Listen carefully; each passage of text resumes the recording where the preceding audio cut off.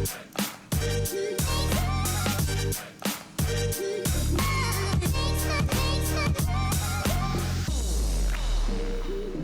everybody and welcome back to this week's Motor Trade Radio podcast powered by eBay Motors Group. It is Saturday 23rd of April and you're joined by myself, Philip Nothard, and I have the pleasure of welcoming back special guest Andy Conde from Manheim Auctions and leading independent dealer David Bilsborough from Cheshire Cars.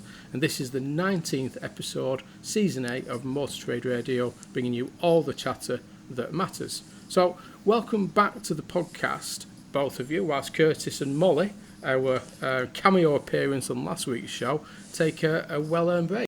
Hi Phil, pleased to be back. Hi Andy, how are you? I'm very well, thanks. Yeah, Phil, thank you, great to be back. So we kind of must be covering a little bit of geographic locations here, because I'm over in sort of Rishworth, kind of, they call it West Yorkshire. Where are you at the minute, David? In Cheshire, Crewe, in the great railway hub that is Crewe in Cheshire, which is perfect for me, as Andy will testify, I'm sure. And Andy, where are you? Well, rather than being in the green grass of Hulme in Wales, I'm actually sat in the not so green grass heart of the West Midlands. So, but we've got nice weather. I know, the weather's fantastic. No woolly hats and thermals for you today at the train station, Mr. Bilsborough. No, I'm going. I wouldn't say completely naked, but I haven't got my scarf, hat, or thermals on, so it must be warm. So let's get going. I mean, this is a special show talking about the sort of the retail and wholesale used vehicle market. As say, Curtis is on a well-earned break with his family and his dog Molly. So let's begin. Let's look back at what we've seen in the year so far. You know, we're now sort of entering towards May, so we're sort of midpoint of that second quarter there. So from yourself, David, I mean, you've been at the coalface of that sort of retail, buying cars, retailing them as an independent dealer. How's the year been so far for you? You know, not necessarily compared to last year and the year before, which was fairly unique, but how's this year panning out so far? Well, I have to report that it's doing very well. So far, we have seen no sizable drop-off of interest. The interest is still going fairly strong. We're actually increasing profit per unit, so we must be making some good decisions. If I would say March was slightly behind where we would have liked it to have been, but we did have the unfortunate event that's still going on in Ukraine, and we've also had plenty of coverage from the media, haven't we, on the cost of living crisis that's hitting us. So there has been a slight tail off, but it's not affecting we're on budget. We're slightly over budget actually, year to date, so that's good. We're not quite as where we were last year, but we're still optimistic for a fairly good, strong year as we go on through May, June and July. And have you seen it change? I mean, has it changed drastically? We know with obviously the cost of living and the Ukraine conflicts. Have you seen that dramatically sort of make a difference to your inquiries and your activity? I wouldn't say drastically, although there has been, we did see March being slightly quieter than the previous March or in February this year. And historically, the first 3 months of our financial year, February, March and April, are strong months. It's a strong quarter. In fact, last year was a very, very strong quarter. So we're not going to reach that level, but in retrospectively, looking at the unit sales, we are above on profit per unit. So the profit's still holding up very nicely. The unit sales are not matching the first 3 months of last year. So there has been a tail off, but it's not dramatic. And we're still able to report we're over budget. So the forecast we made for this year, we are over budget. So I'm not too disappointed at all, really.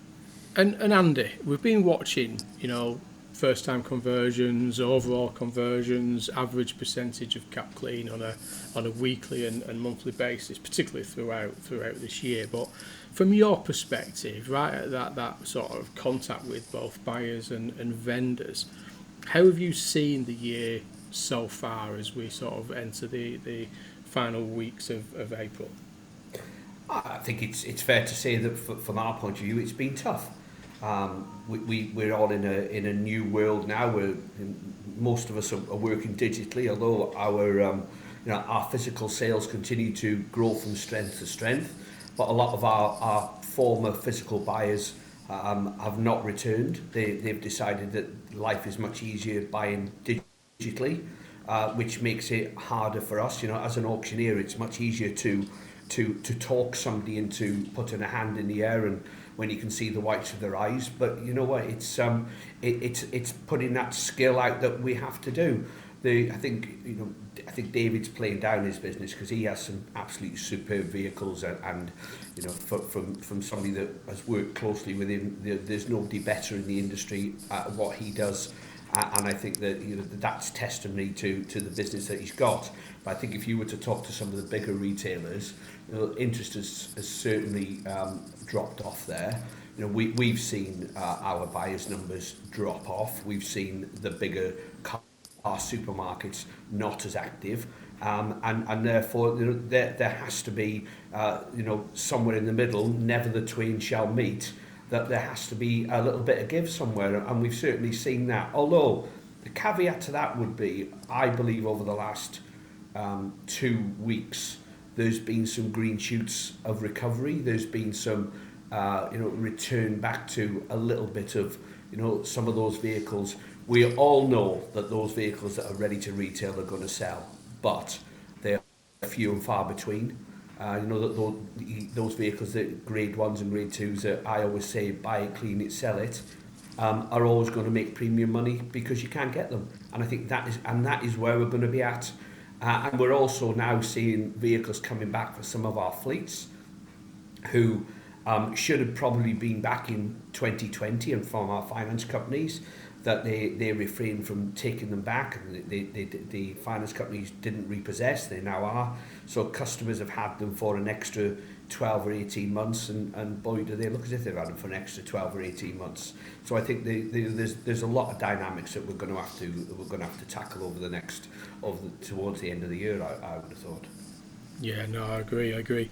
And David, I mean, we talk about retail demand at the minute. We always talk about Easter period, and we come out of March where we expect an influx of part exchanges coming in against those new vehicles in what is normally the sort of the highest, busiest point of the year for franchise dealers. And Easter's slightly later than usual this year, but what's retail demand like at the minute? You mentioned earlier about that cost of living, the pump price, but people still need cars, don't they, at the end of the day? Yeah, I think you've got to work incredibly hard to obviously win the business, and I think everything's got to be just perfectly aligned. So the right car, the right spec, the right colour, the right mileage, the correct amount of service history, the way you prepare the car, you market the car. It's all got to be perfectly aligned, and we've been working digitally, thankfully, for over a decade, and I think it's 11 years now since we first delivered our first car free to Brighton. Actually, I think it was Brighton was the first one, and in that sort of those years that have passed, we've become better and more skillful at doing it, and trusted as well. So our reviews reflect that we do deliver what we say when we say, and the vehicle will be exactly as we say it is. So I think you have to embrace the way that the changes have happened. It's been obviously the pace has gathered dramatically in the last 2 years with the COVID lockdowns, etc. But I think everyone now needs to be offering reasons why someone can successfully make a purchase online from start to finish. So for us, we're doing okay. We're doing fine. The incredible amount of work that has to go into it, but we like doing it. We enjoy that. We enjoy seeing the faces at the end of the people that think, "Wow, this car is far nicer, far better than I could have ever imagined." And are you hearing any comment from customers? Do you get any into the conversations about things that are what's going on with the cost of living? The cost of living to us is. People, as you say, do need cars. So if you can put a car in front of them and it's the right price, it's the right type of vehicle, they'll still buy that car. So we're still optimistic for a very strong 2022. And are the customers saying anything about the cost of living and the pump price, or is that not even entering into those No. conversations of inquiries? No, it's not. It's not entering into it. At least the vehicles that we're buying and selling, certainly not for those vehicles. And I think people have sort of accepted that we're in a difficult moment, but life has to go on. I think that's where we are. I mean, it's a terrible, obviously, the events in Ukraine, and that's every day. It must be horrific. But unfortunately, sadly, life goes on, and it has to go on. So I think that's where we are as a British nation, as the nation. It has to go on. People need a car to get to and from the shops, dropping the kids off, going to work, etc. And I still think there's a good demand if you put the right product out there and offer it in the right way. And Andy, from an auctions perspective, we're in this point of we've seen the market start to ease off. We've seen what's happening in terms of consumer demand. Consumer confidence index is at -31, which is equivalent to sort of the peak points of the pandemic. Where we are in terms of that, buyers and vendors, what are they talking about at the minute? You touched on it a little bit earlier, that we're starting to get some lease products back into the market that, as you say, should have probably returned back in 2020 and 2021. So we're starting to see a little bit older, maybe a little bit more damage, a little bit higher mileage. What's happening in that market now in terms of that performance of buyers and vendors? I think that there's a little group of vendors out there who can absolutely read the market to the absolute instant, and they're the ones that are going to come through. Getting vehicles on sale early is key, because if you're brave enough to get a vehicle on sale early, a buyer will then have the confidence to bid. I'm sure David will ratify this. And a buyer would, he'll have the confidence to bid in the knowledge that he's got a fair chance of buying that vehicle. And that vehicle quite often will go on, will romp away and make as much, if not more, than what the vendor actually, wanted to start with.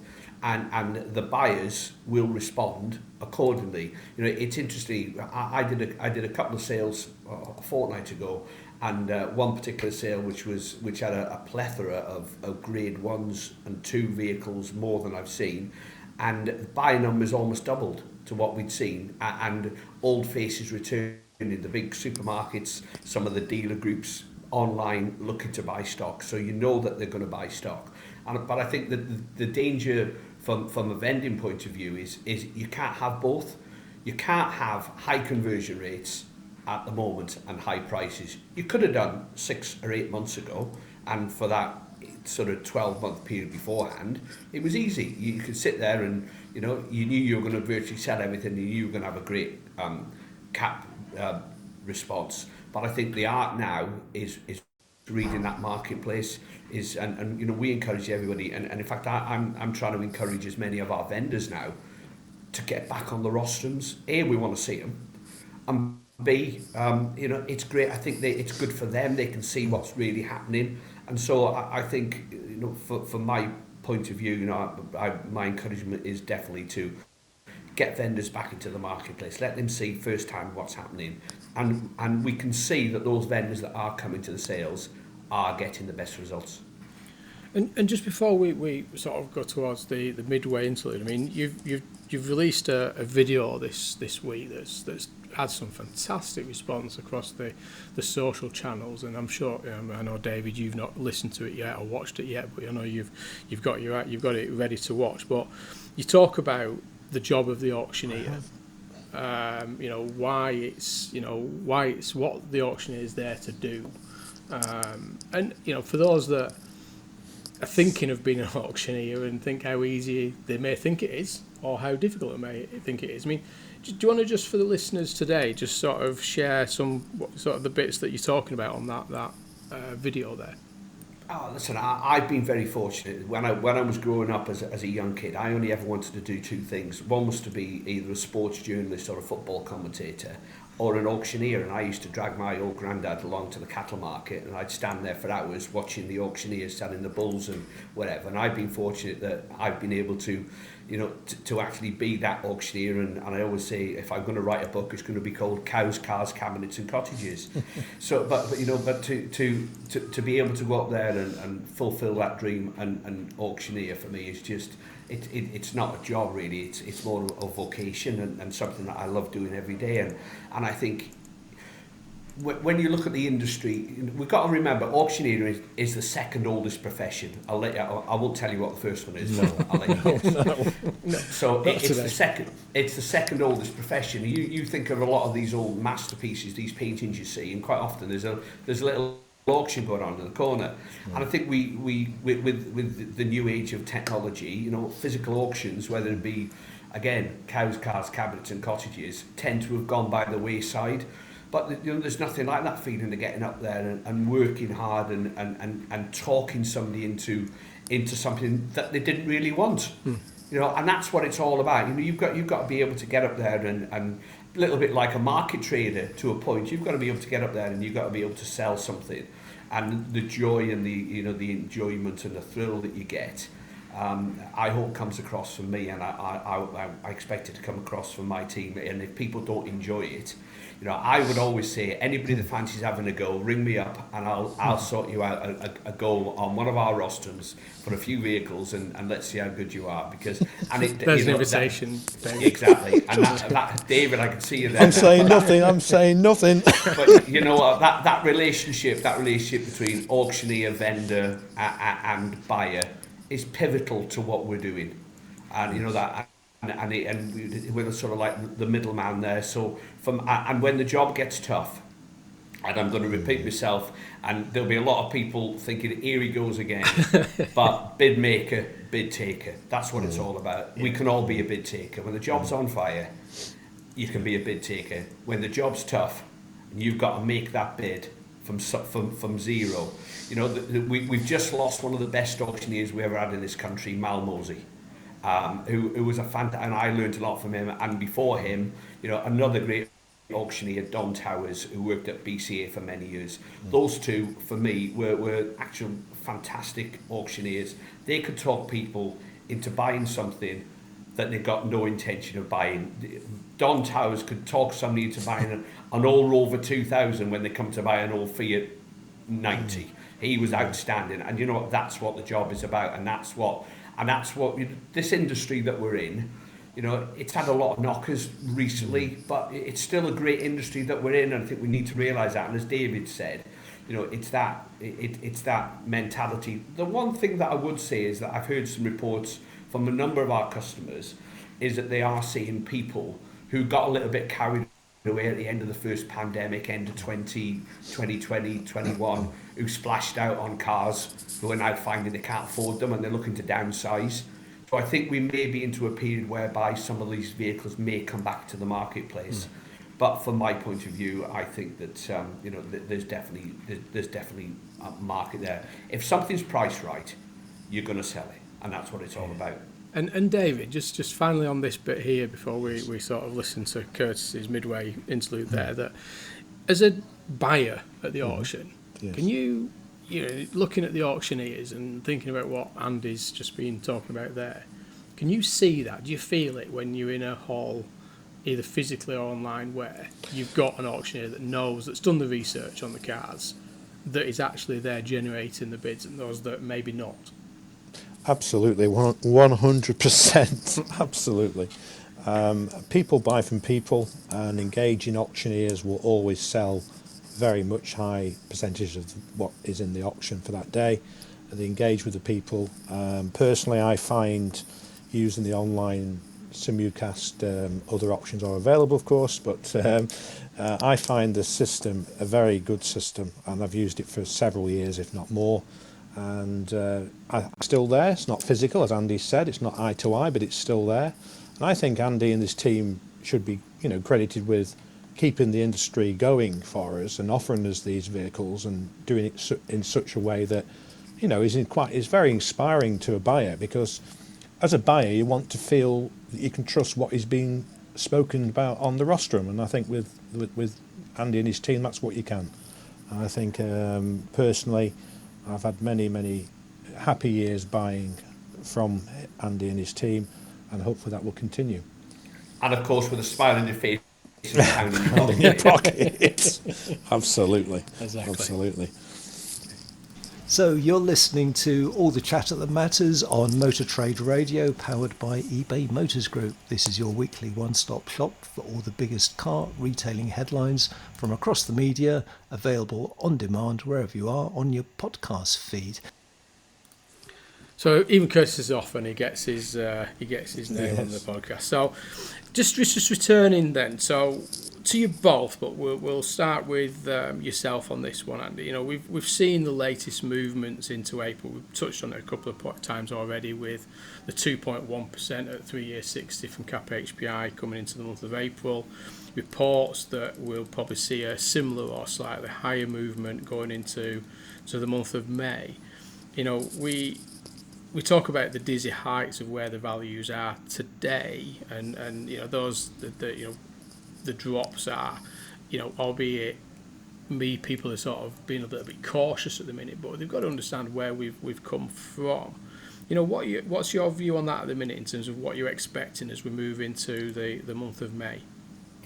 Well, I think first of all you've got to remember that we've not had a winter this year, so you've got a big section of the market, that big four-wheel drive market has seen no impetus at all, because we've had very little bad weather, and that was always, you know, a marketplace through those months of January and February that have taken off. So I think if you look at that sort of market area, there's been no movement. I think as we go forward, you're always going to get movement in the nice sort of coupe, cabriolet, convertibles.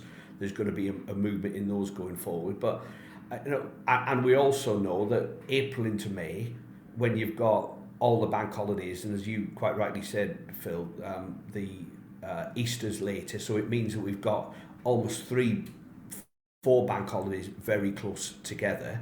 It doesn't help us. So we are almost now looking, you know, out of May into June.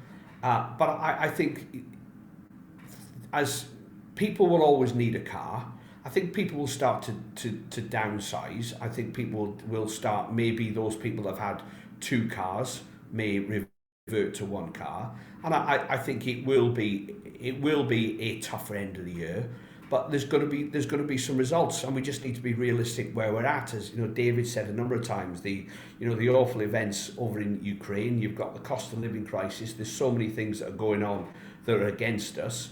But you know, we're hardy folk, and you know, we'll be there at the death, and we'll be there at the end, and people will still need cars, and hopefully, you know, let's hope the price of fuel, we can see it slowly coming down, and let's hope that will come down to some sort of moderate price that, you know, won't sort of deter too many people.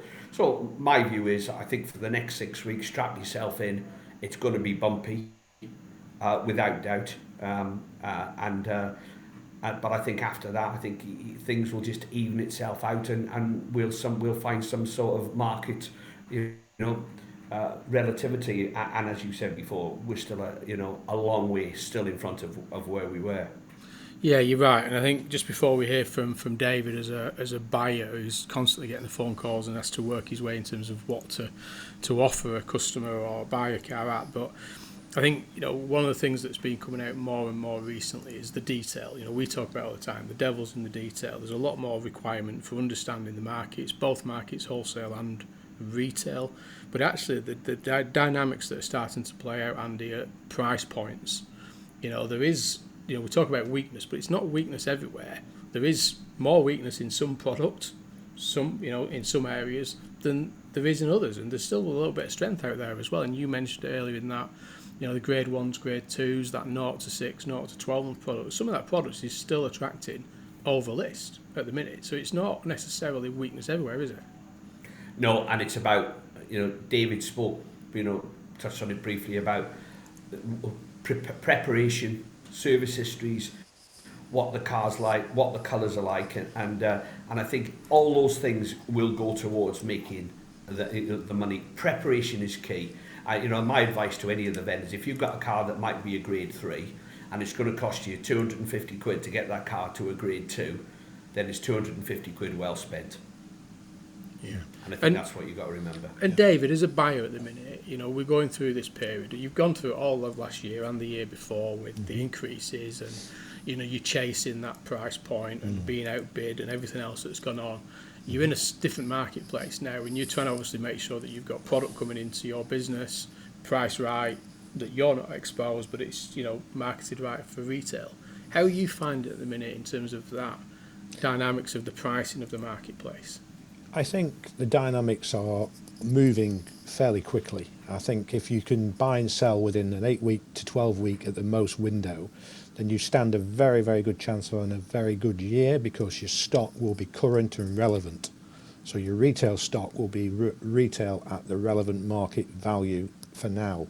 If you hang on, like Andy's saying on the wholesale, if you hang on in retail, you could end up with egg on your face, because that stock is no longer relevant. I do think the year will obviously continue to dip slightly over I think it's a gradual way that we're going to see it this year in wholesale costs. But I do feel that, if you're buying stock at the moment, you're buying it at fairly sensible margin. You can build a margin across it, and that's what we're finding. We're in fact increasing our margins, not selling quite as many cars because of the things we've already discussed, but we're making better profit from the units that we are selling. So I think it's any business, any retailer needs to know the budgets. So any manager of a department needs to know his or her budgets, and any independent dealer must know your budgets, must know your cost to run that business. And you'll be surprised at how many people don't understand that, with respect, and I mean that respectfully now, obviously. But I've learned that over many, many years, that you need to know your costs and your budget forecasts. You need to be in touch with that every single month. So, and following up on that, David, you sort of touched on it. With the market is moving at the minute. Is there, and I believe you'll correct me on this, but is there a lag between trade and retail at the minute? You think retail is not quite at the level where we've seen the easing in wholesale? Do you think there is a bit of a lag? Because Andy talked about it at the start there. We sort of touched on it, and Andy, jump in when you want on this one. But are we at this point where, Andy was talking before, those vendors that are prepared to chase the conversion, get the product moving through, and those that are holding back for price? Are you seeing anything in that in terms of that wholesale and retail market? There is obviously a slight lag, as there always is, either which way around it is. I think though that you need to retail back. Obviously, everyone should be retailing back now anyway, and looking at what's available in the market, but also looking at the spec of a car. A spec of a car is so vital, and this is where your expertise comes in, whether you're a buyer for a company, whether you're an owner, driver of a company, or managing a department in the company. You've got to know the specification, what is and what isn't standard on that car, because they're the ones that are making the money. They're the ones that are still making, I'm sure Andy will back me up on this, £1,000, £1,500 into cap clean. So those are the cars that are there, that are coming through, and they're still making lots and lots of money over cap clean, but it's got to be that 1 or 2 grade with the spec and the colour. And what are your thoughts on that one, Andy? I mean, I'd agree, and I think, do you know what, the most important thing with a job like this is stock management as well. It's very easy for us as auctions to push that car that's been in 3 or 4 sales to the back of a lane, and it's easy for a retailer to push that car they've had on site for a month or 6 weeks to the back of the forecourt. But it's all about stock management, and the danger now is that, as I said, spoke earlier on about some green shoots. We're selling those vehicles that are coming in now, but it's those vehicles that have been in 3, 4, 5 sales. They're going to be the stickers that maybe they've turned down bids which you can't get anywhere near now. That's where the hard decisions are. That we've always said in this job, haven't we? First bid's 99 times out of 100 the best bid, and that's where you've got to just manage that stock appropriately. So really, I mean, just to sort of summarise on your thoughts, Andy, over the next sort of few months, you're talking about obviously that that key, making sure those cars are prepped and all the detail and everything's on that vehicle? Making sure they're prepped well, making sure they're priced well, and being prepared to wheel and deal, and from a vendor point of view, get yourselves to the auctions, get yourself stood on the rostrums, and get a feel, and start feeling that auction fever once again. And finally, we'll come to both of you on this one, but just to think about what are your predictions for the remainder of this year. It's a big crystal ball question, and we do ask Darren Martin on the monthly call with him about his prediction long term. But we've got all these headwinds. We've all three of us worked in the industry long enough to see how resilient this industry can be, and has been many times over the years. We've got all these challenges. I've been talking just this week about the 31 million new vehicles that have been removed from the market over the last 2 years from a production perspective. UK alone has lost 1.4 million new vehicle registrations in the last 2 years compared to the average of the 2 years prior. But we've been there before. Not maybe to this magnitude of production, but we've seen challenges, haven't we? So, David, from an independent dealer perspective, people always think about that day and maybe that month, but not much further ahead. What's your view now as a business thinking ahead for the remainder of this year? Well, I wrote a blog at the start of this year, which I published through LinkedIn, and it's on my website, and about my prediction for 2022. And my prediction for 22 was that the year would finish between 10 and 15% higher, not the 28% higher that we started with, which was still a very credible performance when you consider everything that we've talked about in this programme. And I still believe that those figures will stand up. I still believe the market will be good. I still believe there'll be people, buyers for good, clean cars presented in the best possible way, both at a wholesale and a retail. And certainly, I've seen some very, very strong wholesale hammer prices in the last 2 or 3 months. So there are the demand and the desire to stick one's hand up or keep clicking the button, as it is these days, to buy that car, to take out the competition, because there's some very, very good retailers, not just independents, manufactured retailers, the main dealers as we call them, the supermarkets. We're all doing this.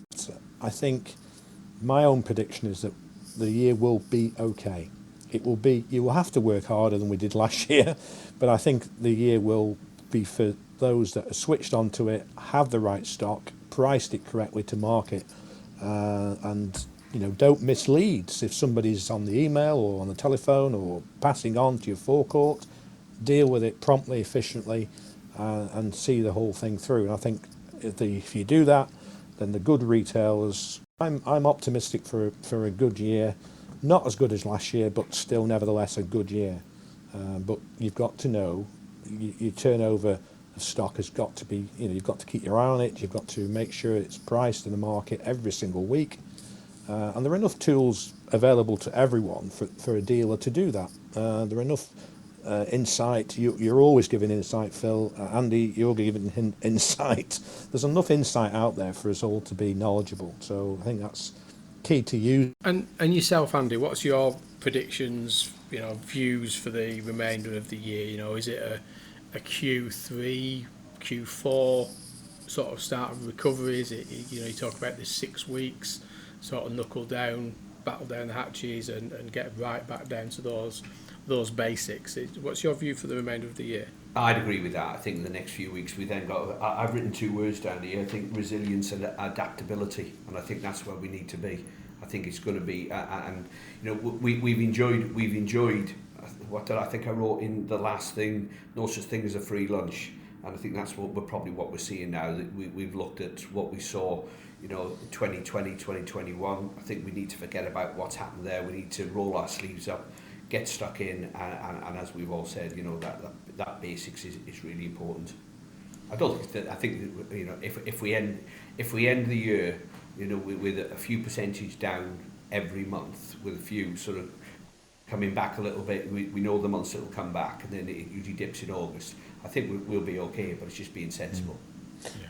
Yeah, I think, Andy, that none of us wanted to see a dramatic fall off. We would rather see what we're seeing, which is manageable, isn't it? If we can Absolutely. continue to see this slight reduction month on month, it's manageable for everyone, isn't it? It is, It's just absolutely perfect. Yeah, because it wasn't sustainable, was it? No, Let's not at kid all. ourselves. No, Anybody not at in the all. market that thought that we could sustain that percentage of cost new for long term and those high performances and 100% conversions and above book for every single car, it was never going to be sustainable, was it? The market isn't that strong. So I think, as you say, as long as it's manageable and we keep that sentiment, I think the key is that the messaging needs to be right.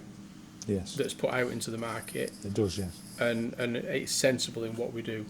We don't want any dramatic headlines, uses of words, because it isn't quite never as bad as some people might like you to believe.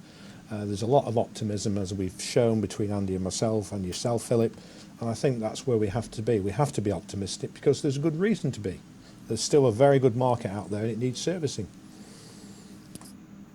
Brilliant. Anything finally from either of you want to talk to the listeners about or share thoughts on for the listeners? No, from my point of view, just keep smiling, and I'll keep putting a smile in your face. Pound in your pockets. Yes, indeed. I'll echo that. As you will. So, I mean, as always, it's always a pleasure having these chats about the market, and I'm sure Curtis will be sat there thinking he wishes he was on this call, and maybe next time we do it, we'll have Curtis on as well. Yes. But no, thanks again for joining us both, David and Andy. It's a pleasure as always, and I know for a fact we could talk about the market for hours upon hours. But we obviously have to think about our listeners. We do. So no dogs, no mollies today, interludes or anything like that. No. We've kept it fairly clear. So again, thanks a lot, and you're always welcome back on anytime. Yeah, Always thanks, a pleasure. Thanks, Phil. So that's all for this week. You've been listening to the weekly Motor Trade Radio podcast powered by eBay Motors Group. Thanks for joining us for all the chatter that matters, and thanks for my special guests Andy Conde and David Bilsborough. Curtis and I will be back as usual next week with all the headlines, and in the meantime, please stay safe and stay well.